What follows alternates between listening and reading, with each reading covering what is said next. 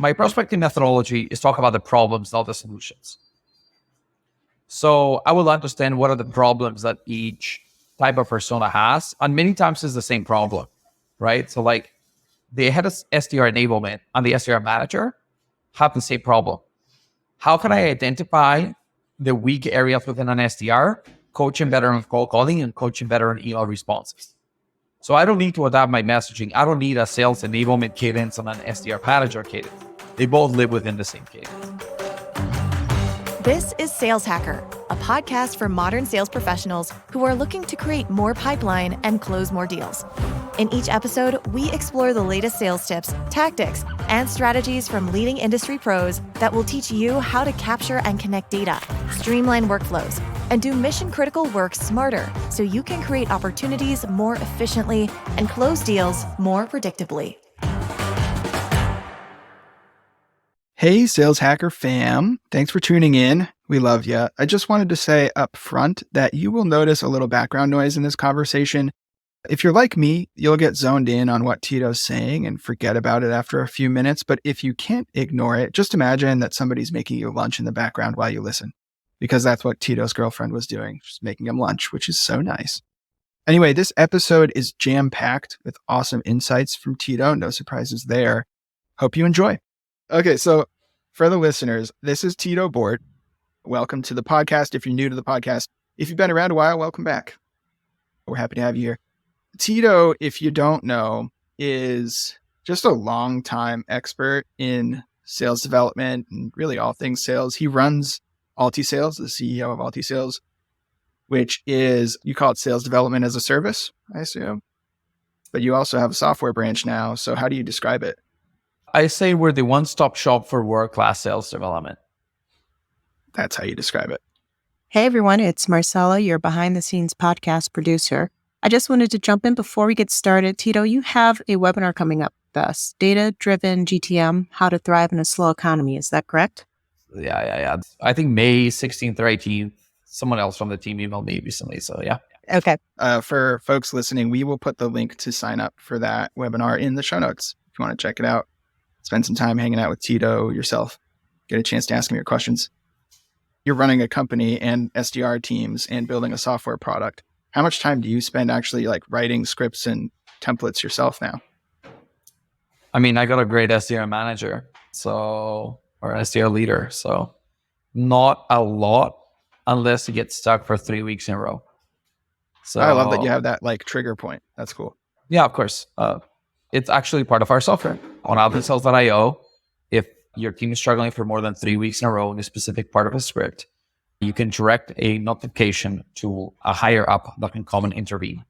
Cool. Well, one of the things that I wanted to talk to you about is because you and I, when we get together, we're usually talking sales development because that's, what we like to jam on. But one of the things that I've been noticing in this B2B sales community in the last 6 months or so is that there's a renewed focus. I don't know if renewed is the right word. There's a big focus on AEs and people trying to squeeze money out of their pipeline by focusing on AEs. And specifically, I'm seeing a lot of conversation about using your champion, building a champion in a deal, and a lot of conversation about how AEs can be doing more to ask for referrals from previous or existing customers. And I guess I'm curious if you're seeing that same thing come up and how it plays in your mind, which is almost always focused on sales development. Yeah, dude, I absolutely love this because it is telling me that in 6 months, I'm going to have so much demand. It's going to be through the roof. Yeah. Because I'll tell you, I've been talking to a company. I advise, by the way, for people that want to know what we're up to these days. Sales development outsourcing is how the company started. Then we started doing consulting audits. We've been doing a lot of those. Companies like Postal.io recently we did an audit for them, and their CRO told us this was the best audit they've ever seen, and that we should be charging 10 times the amount we charge. So before we raise our prices 10x, people should come talk to us about our audits. But I also personally advise and invest in early stage companies. And I have a specific program. I help them for 16 months, whatever else. So the reason I give this context is in one of those conversations with companies I've been advising for a few months, they came and told me, Tito, we were early in the process of asking our customers for referrals and for growth. and for doing upsells and cross sells and company growth. And our average account grows 60% between year one and year two when it comes to revenue. So our net revenue retention for current customers is 160%. I'm like, holy shit, that's insane. That's amazing. Yeah. And then they said, the problem is between years 2 and 3, they only grow about 8%. And 3 to 4, they grow 4%. So it's usually like a small part of the team adopts this. After the first year, they see that there's a lot of value for the rest of the team. They grow to almost full capacity. And then they have some company growth that continues to help us grow. And they said, and now we hit a big wall. We don't have as many net new target accounts coming in. So as we're projecting our year 1 to year 2 growth, we're absolutely screwed. So we're willing to pay $50,000 on customer acquisition for a $30,000 customer because we know that year 1 is going to be $30,000. But by year 2, that customer is going to be at $45,000. And our retention is so good that by year 4, we made a lot of money. Right? And those weren't the exact numbers because I don't want to give up like proprietary information on who this might have been or whatever. But they've realized that because they have such good upsell and cross-sell, but their upsell and cross-sell base is only current clients, they realize that there's a lot more value in a net new client. And that these are easy to do and cheap, and you should definitely do it. But because of that, it's worth even more money to get a net new customer. So I'm getting some good inflow. We're about to reach capacity, and I am now hiring an SDR leader. So if you're an SDR leader and you have the best job of your life, come talk to us. Hey, you're not exaggerating too, by the way, because we're going to talk about this later, I hope. But you also spend a lot of your energy talking about how SDRs and SDR managers and leaders should be managed. So you're not just a proponent for like effective, execution of sales development. You spend a lot of your energy talking about like, hey, treat these people better. They're important.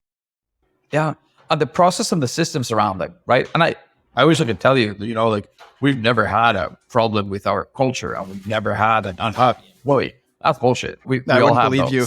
Yeah, every company has these problems, and like there's sometimes conflicts and tension, and employees who churn and people who leave and people who come in and whatever else. But we do have a fundamental belief that a well-run sales development team produces 5 times more than a poorly run one. And if you put the checks and balances in place, and if you help people develop their skills, and if you create multiple presentations for the SDRs, and you give SDR managers the 5 steps to the call and email sentiment tracking that's properly built, like all these things do really make a difference. And I, as a mad scientist of sales development, again, I was initially trained as an engineer, then learned behavioral economics, which is all about the scientific method of discovering what is actually making an impact in a certain process.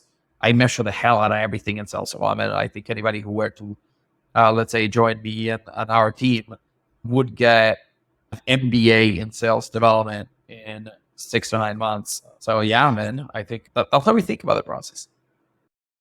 By the way, I love that you brought up that you're also an investor and advisor, because I do want to ask you about that later too. But back on that topic of champions, you're known for achieving multiple level sales development, pipeline development for your clients at AltiSales.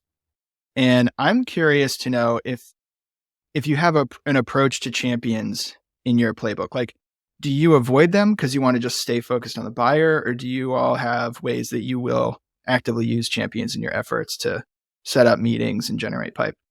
Here's what we believe. We have a very structured framework around the champions. I mean, isn't that funny to hear? Like everything we do has a good structured framework. So we believe that some people make mistakes in believing they found a champion when they haven't. Some people make the mistake in thinking champions are useless because they thought they had champions before and those didn't pan out. Here's what I'll tell you. I believe in every company. Let's say I'm going to just make an example more tangible so people can see it, smell it, imagine it. We're selling AltiSales IO. It's a tool for SDR managers, right? And SDR directors to understand the performance of their team and coach them better. Who do we sell to? Who's the user of the tool? Well, SDR managers and SDR directors. So who should we call and try to book a meeting with? Well, funny enough, we call a lot of SDR directors. That's our primary persona. But sometimes we call heads of sales, and sometimes we call heads of marketing. Oh, interesting. I thought you were going to say SDRs. We never call SDRs because we believe that the decision maker, the budget approver, right, the person who will vouch and say, I'm going to put this in my line item, or I am going to, fight for this tool to stay in the company, is your SDR director. Okay, if that's the case, I can only talk, or SDR director or VP of sales development. If that is your person who's the final owner of the tool, you need somebody who is either them or 1 degree of separation from them to have a meeting with you. If they're more than 1 degree away from the ultimate decision maker, your champion is useless, because your champion can't convince your owner to buy it. You need the owner to buy it. And if the champion is 2 degrees of separation, you're dead. So if I'm a big enough company, right, and you will understand how this now, the 1 degree of separation is so applicable, because it's now adaptable to different company sizes. So if I'm calling Snowflake, right, which is Lars Nielsen leads the team as a VP, I think he has 4 directors of sales development, and he has 20 SDR managers and 200 SDRs. Okay, if I get an SDR excited about my tool, how is the SDR going to go all the way to Lars to convince him to buy it? It doesn't matter what the SDR tells me, he's 4 degrees of separation out. Truly, at Snowflake, even if I convince an SDR manager that this tool is amazing, unless they are the best manager within Snowflake and they're being recognized as somebody who's a change maker and like blah, blah, blah, I have no chance. I either need a director of sales development, or I need Lars as a VP of sales development, or I need the head of sales enablement, who perhaps is onboarding all the SDRs, and he meets with Lars once a month or once a week, whatever it might be, to show him how the team is onboarding. Or I need the head of sales ops, who's providing all the reporting to Lars to see this. Or I now need the head of marketing, because maybe the head of marketing, VP, CMO, is talking to Lars, and they are feeling a pain of not having enough visibility to how the SDRs are working the leads. And now they want Lars to buy this tool because they want to champion it. Or I need the head of sales, because the head of sales needs more visibility into how the SDR work and effort is translating into pipeline. So now my bullseye is Lars at Snowflake. Yep. But my champions, I'm looking for them. I'm going to call them. I'm going to get meetings, but they can only be CMO, head of sales enablement, or SDR enablement, even better, sales operations, VP or leader, director, whoever's leading that, and any of the SDR directors. So now I have like 6 to 9 people. Going broader than that is useless. Even the other people might get excited, your deal will get stuck. And I've had this as an AE happen to me more than once, where I'm like, I found my champion. They love my product.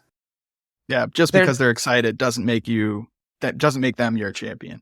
They don't even have a one-on-one, or they don't even meet once a month with a person who needs to own the tool. Or with a person who's going to vouch for the tool. Like we've all gone through this process where the company comes and says, we need to reduce our tools. So tell us, which tools would you die if we take away from you? Those we will keep. And then the tools that aren't being mentioned, we're going to evaluate. Sure. It's like, yes, the manager's going to be like, don't take away outreach. Cool, great. Right? But like, if nobody's like the person who needs to vouch for my tool, I need to be talking to them, or 1 degree of separation. So I imagine that the messaging, reaching out to those 1 degree, the champions or potential champions, the messaging will vary a little bit. Is there anything else that varies in the way that you prospect to those potential champions, like call to action or mechanism, timing, things like that? How do you do it? No, I use my prospecting methodology is talk about the problems, not the solutions. So I will understand what are the problems that each type of persona has. And many times it's the same problem, right? So like the head of SDR enablement and the SDR manager have the same problem. How can I identify the weak areas within an SDR coach him better on cold calling and coach him better on email responses. So I don't need to adapt my messaging. I don't need a sales enablement cadence and an SDR manager cadence. They both live within the same cadence. Now, my VP of sales and my VP of marketing will have different cadences, because for the VP of marketing is your SDR team giving you enough visibility into the leads that you're sending to them and how those are converting into pipeline. And for your VP of sales is your SDR team producing enough pipeline at a predictable rate across your team? And can you control, can you estimate how much is coming?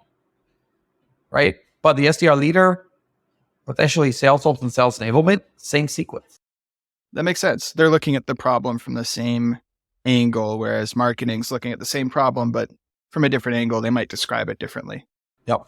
And the reason I want these 6 people is because at different companies, different titles will have humans carrying those titles, and those humans have different mindsets. And I need the right human with the right mindset within 1 degree of separation of my over. So at one company, the sales enablement person is the type of person that says, I hate my job. I'm going to do the minimum possible so that I don't get fired. And whenever you go get them into a meeting and you show them the tool, they're like, yeah, this is nice, but I don't need it. Yeah. In another company, the enablement guy is a hungry person who's trying to up their career, and they need the money. They want to be change makers. It's the same title, but the human in that title has a very different mindset. That's why you should never narrow yourself to 2 or 3 people. That's why you go to the 1 degree of separation and find 6 to 9. Within those 9, you better find a champion. Otherwise, that company is dead. Well, do you ever call into SDRs just for discovery, just to understand, how is your organization struggling, so that when I talk to your leader, I have some better context? Nah, calls are expensive. Calls are expensive. Emails are cheap. So I'm going to let me tell you a little bit of my process, right? Go ahead, steal it, people. We have a tool. We only sell to our champion is the SDR director. Yep. One of the things I want to tell the SDR director is if they're using outreach, I have found areas that outreach is a little bit weak on, and I know how to fix them, and I can help the SDR managers be more effective. But if they're using Salesforce or Groove or any other tool, we don't have the solution ready. So as of this moment, I only want to talk to outreach users. Well, I have a database of 7,000 companies that have SDRs. Out of the 7,000, I know outreach has around 6,000 customers. So for one, I know Salesforce must have at least 1,000 customers or 2,000. So that means my list is incomplete for one. So I need to find the other companies that have SDRs. Maybe they're not called SDRs, they're called something else, but they're using outreach or Salesforce, and then add the other tools, there's more. But out of these 7,000 accounts, I know maybe 500 have outreach. So I'm missing 5,500 accounts that have outreach, and I don't know. So one of my data points within accounts is what sales engagement tool do they use? And for many of my companies, it's blank. So what do? I look for the SDRs of these companies, put them in a sequence called Help a Fellow SDR. And it says, hi, Colin. Nice. Hope you can help me out. I'm trying to reach out to your VP and show him a really cool tool. Perhaps you'll like it too. Check it out at altisales.io. Would you mind help a fellow SDR and let me know, are you using Salesforce, Outreach, Groove, or some other tool? How many total SDRs of the company? Much appreciated. If there's any information you need about my company that I can help you out with, don't hesitate to ask. Kind regards, Jonathan. And guess what? I can send that same email to 3 to 5 SDRs at every company. One will reply. That's all I need. Done. What else happens? Your email servers have now replied to one of my emails. So email servers trust me as a trusted party. So when I deliver my email to your VP, it lands in their inbox. I haven't heard you say that's fucking genius, but I hope you're thinking about it. I was just going to say, I love the deliverability play. We do that with our Sales Hacker newsletter sometimes, actually. Little known secret that we'll put questions in there, or reply back and let us know what you thought, or give us your favorite sandwich. Sometimes it's silly things like that, just to, get replies going to our IP address. Yeah. That's a cool trick. Speaking of asking for feedback and getting replies, I think that you posted it on LinkedIn. that you'll sometimes include, by the way, folks, if you're not following Tito on LinkedIn, you really should. He only posts when he has something actually meaningful and valuable to say. So there's like absolutely zero fluff. In fact, I think you like remove other people's fluff from the world. So I'll say is like negative fluff. So you do this thing, I think, where in your cold call, or maybe at the start of a first meeting, you say, I'm going to send you a survey to let me know how I did to make, like, can you tell me a little bit about that? Is there something with a survey that you do? Yeah, we do a couple of things with different surveys. So actually, like every account executive takes a survey on the quality of the meeting that the SDR set. That's cool. Just and internally. And they have 4 different buckets, like A, B, C, D. I'm not going to reveal exactly how the survey works because, hey, we do consulting, so you can come ask us and pay us for the knowledge and years of tinkering with it. But then we correlate those surveys with the scorecards that we fill out for the AEs on them following the right process on discovery calls. And then we correlate those two to the number of meetings that end up in pipeline. So now I have 3 data points that help me understand what is the perception of the AE of the quality of the meeting, what is the perception of enablement on the quality of the AE, and then what is the actual data and CRM showing in terms of the meetings moving into pipeline. Then you actually know what to do. If you find a problem in the pipeline, there's no pointing fingers. It's like, well, there's a high correlation of enablement saying you've got to work on your close or how you set next steps, or, hey, like this AE consistently ranks every SDR's meetings poorly. We know that statistically can't be always the case. So yeah, that's cool. The only people who point fingers are the people who don't have data. If you have data, you don't point fingers. And if you have data and you're a good leader, you take ownership when things are going well. Say, that's on me. What? You've never made a mistake? I made plenty. I'll say I live mistakes. Yeah. So whatever, right? But the survey you were talking about is a survey that actually automatically triggers to our clients. And it says, hey, you just had a meeting with our consultant, John Stewart, about AltiSales IO. We love your feedback. Survey takes 1 minute. And it says, rate our consultant. How informative and helpful were they during this 30-minute call? 5-star rating. And then how can we do better in the future? And then there's comments. Another genius move. Does the client know that the survey is going to come to them before the meeting starts?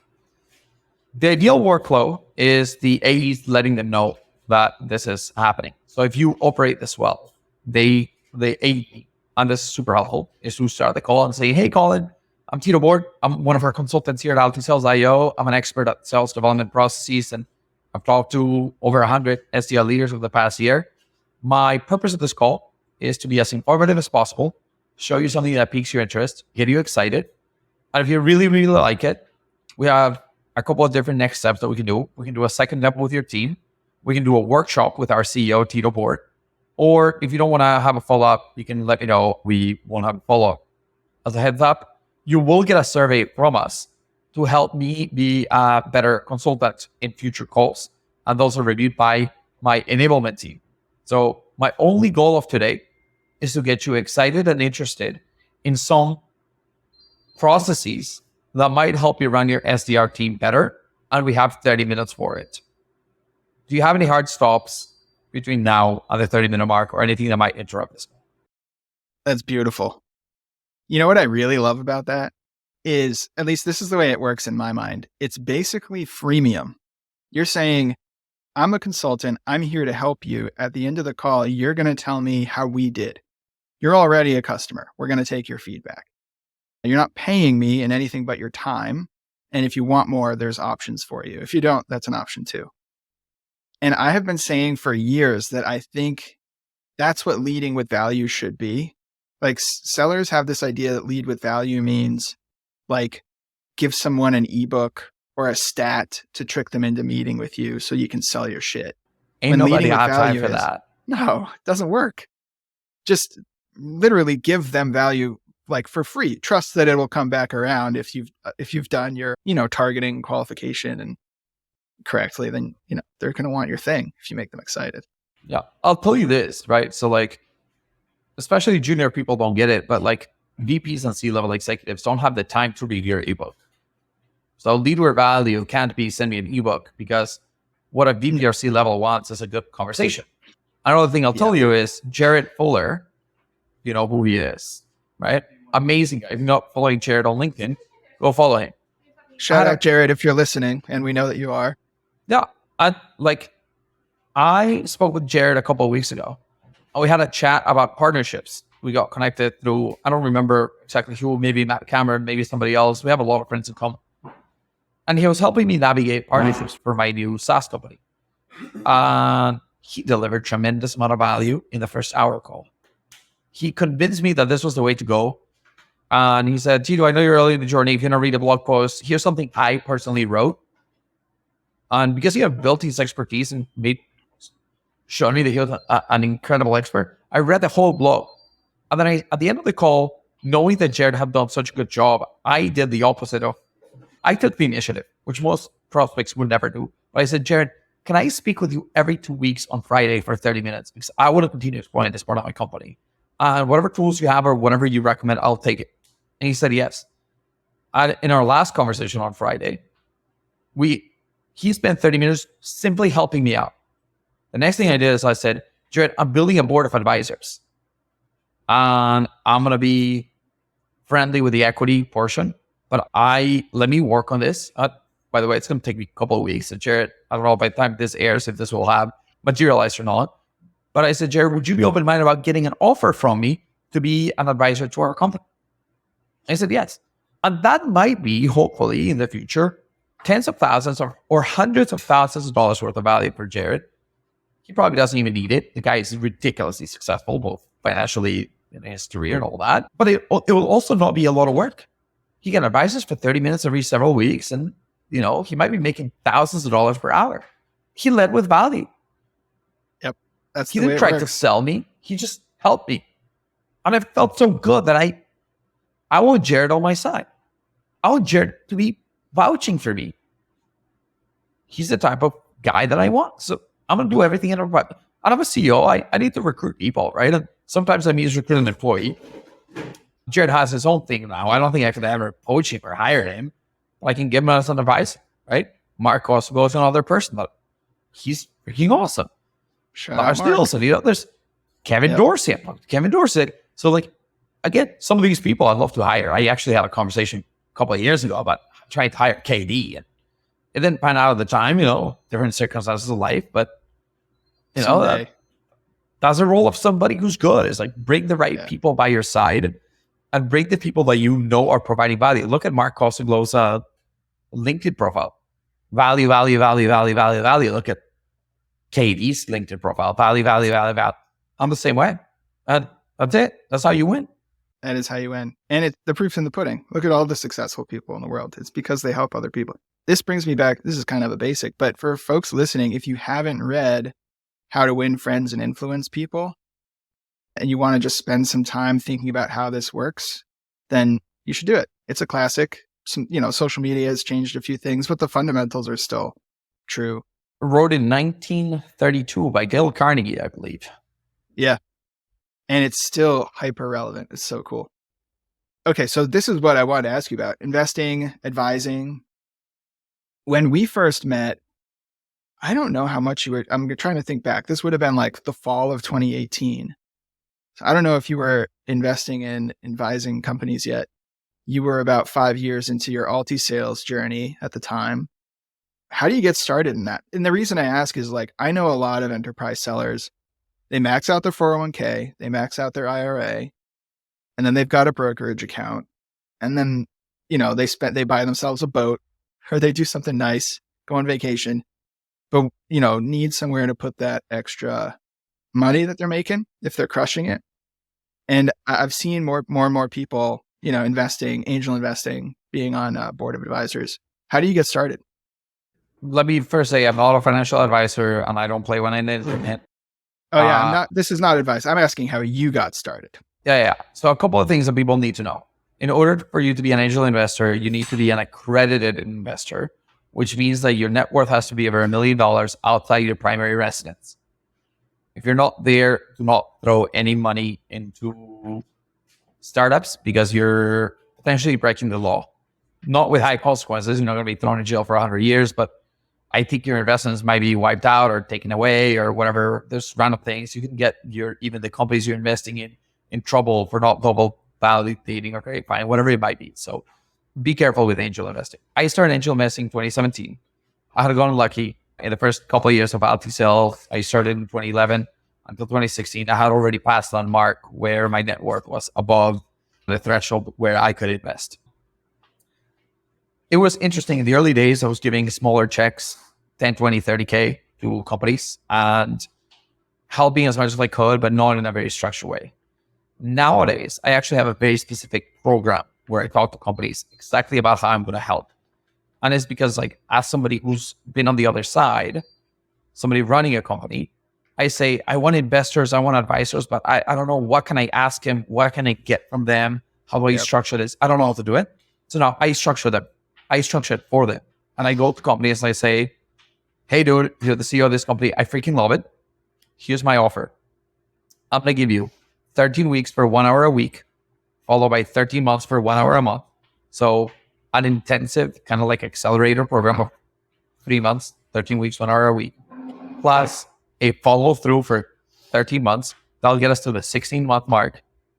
And I will charge you X amount of money for that advice. That money, you're not going to pay me cash because you're a startup, you don't have cash. You'll pay me in equity. And you'll pay me specifically in essentially stock options at 1 penny per share, because we're exchanging value for value. I'm giving you advice that you would pay me in cash. So instead, you're going to grant me stock worth as much as the advice is worth at the current market valuation. And then number 2, I want warrants. What warrants are is essentially what a stock option would be. So I get options to give you cash in the future. So if you have 2 million in revenue or $500,000 in revenue, and I can help you grow from $500,000 to 2 million, I'm potentially growing your company valuation 4x. So I took you from 10 million valuation to potentially 40, 50 million valuation. Because I've been advising you, helping you get there, I want the option for the next 12 months to have a warrant where I can convert that warrant for X amount of money into shares. So I have a lot of upside if I help you more. And what that means is the amount of time that I'm offering you, 1 hour a week for 13 weeks and 1 hour a month for 13 months, is the minimum that I'm going to give you. On top of that, I might give you more, especially if I see that there's high potential. And you're going to need me for strange situations. You hire a new CRO, you want me to interview them. I'm not going to be like, no, I only can give you 1 hour a month. I can't help you. No. I'm in the best interest for you to grow as much as possible. I'll give you an hour on a Saturday at 3 p.m. to talk to your CRO. And if he's not willing to meet with me on Saturday at 3 p.m., he's not a good CRO. Screw him. You know what I mean? So I give you a program and I give you the numbers and I give you what I do. And then my plan is I've put 3 companies now in this program and I'm increasing my rates for the 4th one and the 5th one and the 6th one. And if you don't want to pay it, I'm not your advisor. Go away. That's it. Super simple. And now I write at least 100K checks. And you're reaching out to these folks because you like the leadership, you like the product, you like the space, or are they approaching you because they know who you are and what you do? It happens in all sorts of weird ways. Sometimes I get an inbound inquiry and somebody's like, hey, Tito, like, we really want to build sales development. I'm like, can you do it? And I'm like, what's your traction? We have 3 clients and we're 4 people in the company. But we heard great things about you. And I'm like, yeah, dude, like, I charge 6 figures even for a 6-month engagement. So you can't afford me. But let me not give you a full program. I can just give you advice and I can maybe, look at your sequences and give you some advice. And, if your emails are bouncing at a high rate, I'll tell you how to fix it. My team won't do it for you because you're not paying us. But you want me to advise you? I'll advise the hell out of you. Let's go. 1 hour a week for 13 weeks. Do you want it? And by the way, they have the option to quit within the 13 weeks. If they're not seeing the value, they can cut the relationship and pay me 0. So we're both on the hook for 13 weeks. After 13 weeks, if it's gone well, my options start to vest. It's cool. That's shit. super cool. Yeah, I was going to say, I bet so the equity is nice, but I bet, on the theme of leading with value, that helping companies that much and putting your time on the line for them, knowing that it might not pay off, leads to relationships and connections that are, just as valuable as the equity. I think they introduced me to their friends. Like, Yeah. one of my most successful investments, I invested in the company at a $2 million valuation. I was the first check. And in the last round, they were worth 36. They've grown since then. I would imagine they're worth around 70 million. I invested at 2. That tells you, and I give them 6 figures. Insane. How did I get to them? One of the previous companies I had invested in, and I had invested 40K, so a lower amount, was advising this friend of theirs into their company. And they introduced me because they thought I could give them a little bit of advice and help them out. And I met this guy and I was like, holy cow, the company you're building is genius. And then I saw they were super smart, driven. And I was like, I'm going to invest in you. And I was the first check. And it's probably the best 100K I invested. It's up 35x in terms of valuation from where it was. Sure, there's dilution in between. So I haven't turned, my 6 figures into, mid 7 figures. But I definitely own 7 figures in that company now. Insane. That's awesome. Yeah, that is insane. And it's just connections and leading with value, and people don't always see it. So I like where you're taking this conversation because it's not obvious on LinkedIn when I post or when I say things that this is the way, but this is the way. You know what? It's a struggle for me, especially. So this is, being in outreach, my first job in SaaS. It's my first time trying to figure out what options mean in equity. And hopefully I'm not the only one. I doubt that I am embarrassed to ask how it works, how people diversify, how angel investing works. But I see people doing it and I feel like I'm missing out. So thanks for sharing. Yeah, there's a lot of good books out there. There's venture deals, and then there's a few blog posts out there. Happy to send those your way if you're going to put it on the show notes or whatever. Yeah, of course. That'd be awesome. Thank you. So towards the end of our show, we do this segment we call maybe good advice. It's up to you. You can give good advice or not. We're not putting any guarantees on this. And what we do is we grab questions from the Sales Hacker community in the forums on saleshacker.com, and we ask you. And so we have a couple that are really recent, actually, that we want to ask you about. I think you're the right person to ask. Marcella, do you have those? I do. The first one is from Uncle Holla. And they ask, what are the best B2B cold calling opening lines? Give us your best lines, Tito. I love that. So the first thing I'll say is it depends who you're calling, which nobody talks about. Because here's how I open a call to a VP of sales. I say, hey, Colin, this is Tito from AltiSales. I was hoping to speak with you briefly. Do you have 2 minutes for me? And I said with high confidence, right? And if they say, hey, man, I'm busy or whatever else, the way I respond to the first objection, which is very predictable, which is, sorry, I can't, I'm busy, whatever else, which is the only type of objection you'll get on an opening line. I say, come on, Colin, you're a head of sales. I'm in sales too. Give me a chance, maybe 45 seconds. Is that fair? So I push back on you. So that's my best opening for a VP of sales. I know that it doesn't matter what I say. 30, 40, 50, 60% of the time, I'm going to get nah, I can't, sorry, I'm kind of busy. I'm at the supermarket, I have a meeting, whatever it might be. So I need to not only have my opening line, but my response to their, I'm kind of busy. Now, if they say, sorry, dude, I'm at the hospital, I thought this was the doctor. I say, dude, this is not important whatsoever. I'll call you next week. Yeah. And then I'll send an email that I'll say, hospital call, right? I'll be like, hi, Colin, hope everything went okay at the hospital, blah, blah, blah. I'm very human in my approach. What about you making a call to a engineer, right? VP of engineering, CIO. Hello, this is John. Hi, John. This is Tito Bohrt. I am calling you from the engineering efficiency department over at IBM. I was just hoping to speak with you briefly. Do you have 2 minutes? Sense the change in tone and pace. I am less hypey, I am much more calm. And it's because I want to calm them down. Because if you rush them out of the call.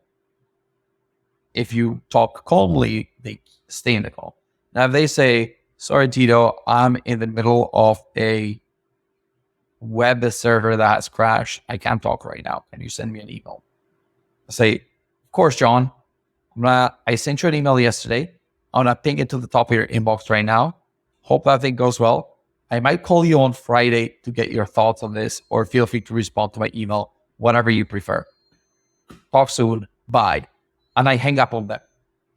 I don't let them say, don't call me on Friday. No, I just hang up. Because now they know that the answer is you either respond to my email or I'll call you on Friday again, which they prefer to do is respond to the email. They say, send me an email, but the email was already sent. I just pinged them. So the only thing I do is I reply to the email and it literally says ping and I send it immediately. And I make sure that the first email I sent was quite personalized and relevant to them. When you're starting a sequence, do you always have email as the first step, or do you have call as the first step sometimes? It varies. It really depends on the strategy. But if this was a call before an email, I would say I'll ping you the email and I'll just go to the template that's going out in a couple of seconds. And I'll be like, ping, like I'll change the subject line, ping, subject line, whatever. Yeah. Like, just make him aware that this was the person who called. So sorry, Marcelo, that I didn't have a very straight answer. I find that usually questions don't have straight answers. And if you're taking one answer as the silver bullet, you're doing it wrong. So not only did I say it depends, but I tried to be as helpful as possible in giving you the exact words, context, and next steps in order to be successful cold calling. That's a great answer. Yeah, it depends is almost always the best answer, which is why I love the forum. Plug here. If you're listening to this podcast and you like these conversations, you will very much like the forum on saleshacker.com, because people ask questions and usually the first response is, it depends. And then a couple scenarios or ifs or asking for clarification. It's good stuff. Cool. Thanks for that. I think we have another question for you, Marcella, do we? Yes. And we will take all the answers that you have, Tito, because I am taking notes over here and I'm sure our listeners will be too. Our next question is from Karina Strum, and they need help defining a commission plan for an SDR manager. So they asked, does the commission plan follow the same structure as the individual SDR commission plan, or is it independent of it? Is anyone looking for anyone to share their current structure? SDR manager commission plan. Excellent question. It's funny. I have a blog about the SDR commission plan, but not the SDR manager commission plan. Here's the way I think about it. Yeah, we should do one. We'll take the transcript of this answer. Yeah, and pop different it into ChatGPT. Yeah, for real. Different companies are going to have different structures. Here's what I'll tell you I believe is the best structure. One, you're in a regular company, and I'll tell you why we run it differently than the advice I'm giving you. In a regular company, what you should do is you have a team call. Imagine that the NCR manager, their quota is to have 8 productive SDRs producing, let's say, 4 meetings completed per month, right? And your SDR should be mostly, depending on if you look at my SDR compensation plan, I'll tell you when to compensate on just meetings held versus when to compensate on pipeline generated or revenue generated, depending on SMB, mid-market A. But you should align the majority of your compensation to the SDR level in terms of if it's meetings held, it should be meetings held. What you're going to then do is say, if your quota is to manage 8 SDRs at 4 meetings completed per month average, now my full responsibility as a manager is to get 32 meetings completed. You're going to give them a buffer of about 10 to 15%. I'm going to say, instead of 32, we're going to reduce that to 27 meetings completed per month. And now you're going to comp to 27. The way that I'm going to comp you is you don't start your comp at meeting 1. I usually start my comp at 30 or 50%. So I say, as a manager, you make $0 between 0 and 13 meetings held. Between 13 meetings held and 27, you ramp linearly. And if you exceed between 27 and let's say 35, you can achieve 120 or 130% of quota. And then you're capped as a manager. I do not mind capping manager commission structures. I hate capping SDR individual commission structures. because I want my SDR to get as much as possible so the rest of the team is inspired to get as much as possible themselves. But as an SDR manager, if I don't cap it, my compensation can get out of whack if I estimated 4 meetings per SDR per month and all of a sudden everybody's at 7, right? My SDR manager commission structure could get into the hundreds of thousands of dollars for them. I prevent that. And then my SDR manager has a little bit more equity in the company, couple other levers where they get a lot of benefit from us as a company succeeding, but it's not in an immediate cash handout. So in short, add up all your SDRs quota, give it a 15% buffer. That is the SDR manager's quota. Divide that number into 2, pay 0 commission for the first half, and then linearly wrap that from half to full quota linearly, and then allow them to exceed it by 20% or so, and pay extra if they exceed that 20%. That's a great answer. Steal it. I love it. Thanks, Tito. That is way more. That is good advice. Not maybe. That is great advice. Thank you. Yes, sales hacker. You got the check mark. Certified good advice. I remember getting that check trying to mark back in the day. There was a certified sales advisors or something, and it was 6 of us that had it. And happy to be one. I should put that in my bio. Tito's accomplishments. Hell yeah. Graduated from Duke University, got certified sales hacker advisor, had a kid, the 3 most important things in my life. I haven't had a kid yet, by the way. That actually. Well, you can have the checkbox unchecked. Did you know I had a kid? No, I had no idea. When? Yeah, 3 months ago. Holy cow, congrats. This is the first one. Yeah. First one. He's a little, he doesn't do anything. He just earlier poops today, and eats. He pooped all over the wall. He got it. Yeah. It's fun though, man. You got a lot to look forward to. It's awesome. Love it. Look, it was super fun talking to you. I could go on for hours. Appreciate you dropping in. This is your first time on the Sales Hacker podcast, right? With me or Sam? I don't know. So. We've done webinars. We've done all these other So different things, but podcast, it might be the first one. Let's make more. And what I always say in every podcast I go to, if anybody else wants to invite me, I'm starting to take more invitations to podcasts. I used to reject them all the time, but I'm happy to chat. And my style is, let's get into the meat of things as quickly as possible. Ask me as many questions as you want. Give me a topic and let's go dive very, very deep. And you can trust that I will not hide behind answers. I won't say, I agree. No, I will be very concrete, very on point. And I am opinionated and I have a reason to be opinionated. I've been doing this for a very long time. Not everybody needs to agree with me. I'm happy to disagree. The more I disagree, the more I learn. But I found this to be awesome, dude. I had fun with the questions as well. I had fun too. By the way, I might have a couple of folks that have reached out to me for podcast guests. I will refer you if you're open to it. Yeah. Are there any other folks that you think we should have on as guests on the Sales Hacker podcast? I mean, I just gave you some cool names of people I admire, right? So like Jared Fuller should be on here. I think Mark Costello should be on here. I don't think Lars is going to take you up on it. His time is so crazy nowadays. Kevin I'll Dorsey, put him as a stretch of course. KD. Matt Cameron is awesome. You should get Max Kouris, who's our SDR leader. He's awesome. Fucking ridiculously smart. Really good at what he does. Cool. Yeah, I haven't met Max. All the other guys I know, I don't think they're on my list yet. So I'll add them and I'll reach out to Max. Cool. And if you know amazing SDR managers, refer them my way. I need people who are like absolutely world class. Same with SDRs. We're hiring a couple of SDRs now too.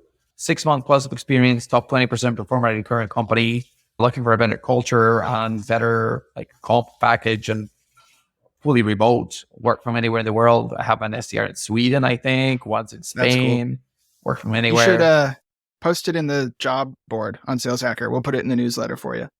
I'll tell you my problem. I have 450 resumes. I don't need more candidates. I need somebody to come and flag me this guy's amazing, or somebody who's really interested. You need a recommendation. I want somebody to come talk to me and say, I heard about you with the Sales Hacker podcast. I fucking love you. I want to work with you.